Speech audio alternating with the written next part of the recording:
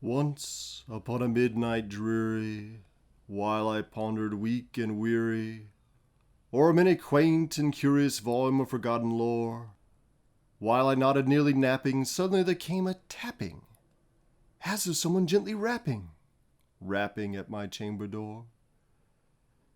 "'Tis some visitor," I muttered, "tapping at my chamber door. Only this and nothing more." Ah, distinctly I remember it was in the bleak December, and its separate dying ember wrought its ghost upon the floor. Eagerly I wished the morrow, vainly I sought to borrow from my book surcease of sorrow. Sorrow for the lost Lenore, for the rare and radiant maiden whom the angels name Lenore, nameless here, forevermore.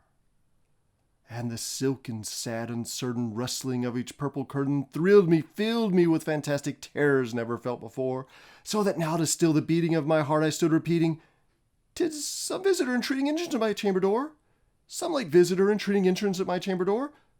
This it is and nothing more." Presently my soul grew stronger, hesitating then no longer. "Sir," said I, or "Madam, truly your forgiveness I implore, but the fact is I was napping, and so gently you came rapping, and so faintly you came tapping at my chamber door, that I scarce was sure I heard you." Here I opened wide the door. Darkness there, nothing more. Deep into that darkness peering, long I stood there, wondering, fearing, doubting, dreaming dreams no mortal ever dared to dream before. But the silence was unbroken, and the stillness gave no token, and the only word there spoken was the whispered word, "Lenore." This I whispered, and an echo murmured back the word, "Lenore." Merely this and nothing more. Back into the chamber turning, all my soul within me burning, soon again I heard a tapping somewhat louder than before. "Surely," said I, "surely that is something at my window lattice. Let me see then what thereat is, and this mystery explore. Let my heart be still a moment, and this mystery explore. 'Tis the wind and nothing more." Open here I flung the shutter, when with many a flirt and flutter in there stepped a stately raven of the saintly days of yore. Not the least obeisance made he, not a minute stopped or stayed he, but with mien of lord or lady, perched above my chamber door. Perched upon a bust of Pallas just above my chamber door, perched and sat, and nothing more. Then this ebony bird beguiling my sad fancy into smiling by the grave and stern decorum of the countenance it wore. "Though thy crest be shorn and shaven, thou," I said, "art sure no craven, ghastly, grim, and ancient raven, wandering from the nightly shore. Tell me what thy lordly name is on the night's Plutonian shore." Quoth the raven, "Nevermore." Much I marveled this ungainly fowl to hear discourse so plainly, though its answer little meaning, little relevancy bore, for we cannot help agreeing that no living human being ever yet was blessed with seeing bird above his chamber door, bird or beast upon the sculpted bust above his chamber door, with such name as Nevermore. But the raven, sitting lonely on that placid bust, spoke only that one word, as if his soul in that one word he did outpour. Nothing farther than he uttered, not a feather than he fluttered, till I scarcely more than muttered, "Other friends have flown before. On the morrow he will leave me, as my hopes have flown before." Then the bird said, "Nevermore."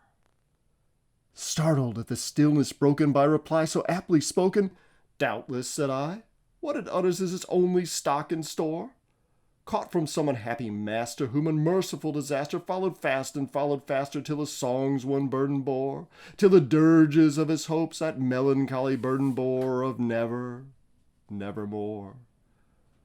But the raven still beguiling all my fancy into smiling, straight I wheeled a cushioned seat in front of bird and bust and door. Then upon the velvet sinking, I betook myself to linking fancy into fancy, thinking what this ominous bird of yore, what this grim, ungainly, ghastly, gaunt, and ominous bird of yore meant in croaking nevermore. This I sat engaged in guessing, but no syllable expressing to the fowl whose fiery eyes now burned into my bosom's core. This and more I sat divining, with my head at ease reclining on the cushion's velvet lining that the lamplight gloated o'er, but whose velvet violet lining with the lamplight gloating o'er she shall press. Nevermore. Then methought the air grew denser.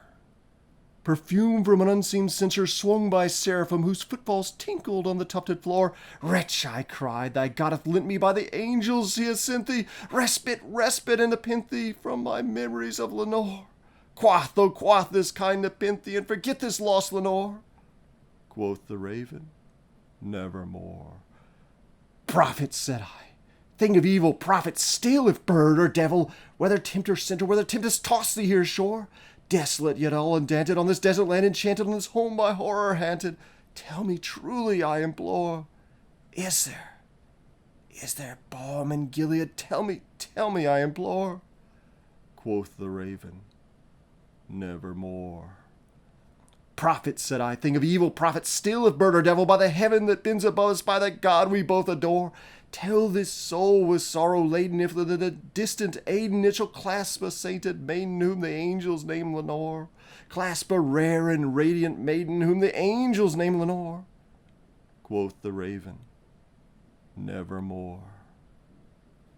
Be that word our sign of parting, bird or fiend, I shrieked upstarting. Get thee back into the tempest, the night's Plutonian shore. Leave no black plume as a token of the lie thy soul has spoken. Leave my loneliness unbroken. Quit the bust above my door. Take thy beak from out my heart, and take thy form from off my door.